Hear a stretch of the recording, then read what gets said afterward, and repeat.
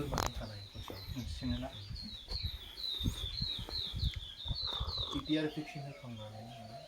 15 दिन गेप्स होनानै FMD होदो बेनिफ्राय माने मोनफ्रोमबो भेक्सिन होनो थाखाय 15 दिन गेप्स दोननो गोनां जायो थार्ड भेक्सिना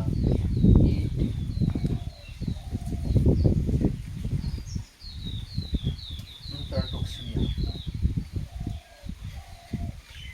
ETR बोरमानि गुजुना जेसेबांखिनि जाया मानो 1 ml करि होनांगौ ओमफ्राय 15 दिन gaps FMD within month basis FMD नि लक्षणा खुगायाव जायो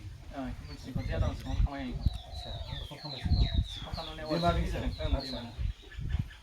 हामदों आरो आं होदों ट्रिटमेन्ट मोनखांबाय जायखिजाया जोंनि लकेल आयुर्वेदिक तरिकाजोंनो हामो दा खोथाया बेमारखौ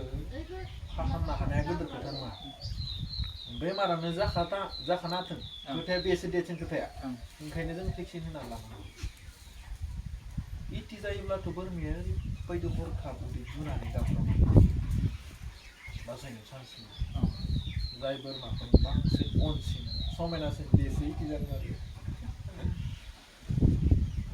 पिलुनि मुलि पिलुनि सायाव नों मोजां नलेज थानांगोन बुजिनो गोरोबनानै मुलि होनांगोन पिलुनि सायाव मोजां बेबारनि सायाव नलेज मोनखांनानै बाखि भेक्सिननि नलेजखौ मोजां लाखांनायनि उनाव बाखि बोरमाया 90% अलरेडि बेमारनिफ्राय सेफ बाखि जुगाजुग जाखाबाय जुगाजुग खालामबाय थागोन